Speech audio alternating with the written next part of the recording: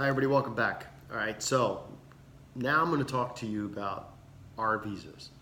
R visas are religious worker visas, special category for religious workers that are coming to the United States to work in a traditional religious function of that particular type of religion. I've done many R visas over the last 30 years. I represented Catholic dioceses, temples, mosques,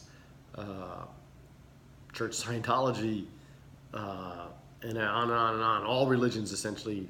I've covered them all, studied them all, so that I could help people get R1 visas as religious workers. So let's say you want to come over an R1 visa, and let's try to use an example. I guess we'll stay with the Catholic Church.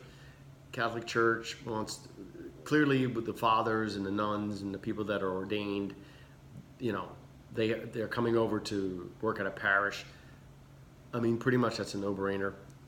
It's the more difficult ones when you get into lay pastoral assistants, for example. Under canon law, a lay pastoral assistant is a traditional religious function of the Catholic Church, the Roman Catholic Church, and the Eastern Catholic Church too, which I've represented some of the Eastern branches of the Catholic Church.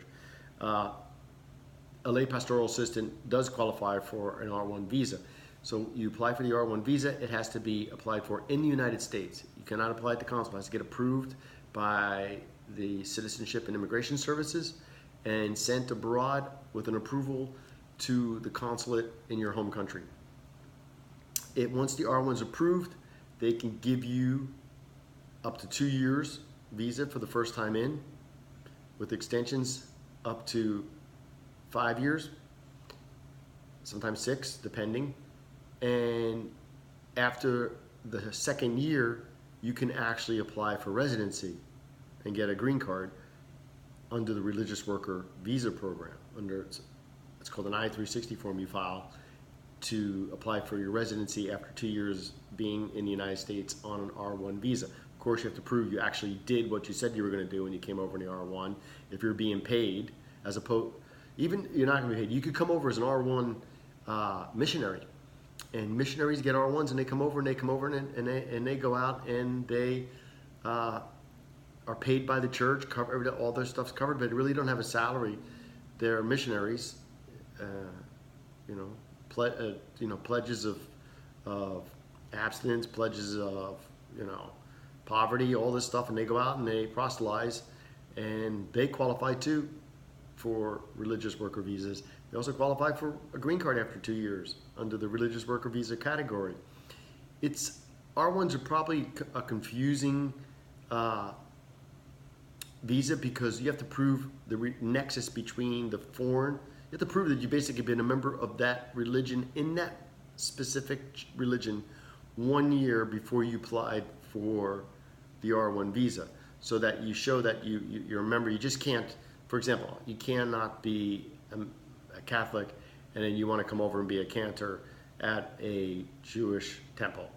I mean, you'd have to show that for the year before you were actually a member of a Jewish temple, and now you actually could be a Cantor. And then people that don't know what a Cantor is, that's the person that sings the prayers at a Jewish temple. And you can prove that you're a member of that temple. Then you come over for a qualifying Jewish temple. So it has to be a related religion. It can't be cross religions for this to work. That makes some confusion, and immigration kicks back on that a lot of times, saying that, prove to us that there's really a nexus between these two religions. I mean, clearly, Roman Catholic's easy. It gets more difficult when you get into the offshoots of Protestantism and all the different evangelicals, how the evangelicals, because I've done a lot of evangelicals, how the different evangelicals fit with each other and how they're related to each other. That gets a little more difficult. But R1 visas, you're a member of your church, you got a church in the United States you'd like to work at, that's related to your church abroad, and the church wants to help you someday, maybe get residency in the USA in a couple of years after you fulfilled your duties.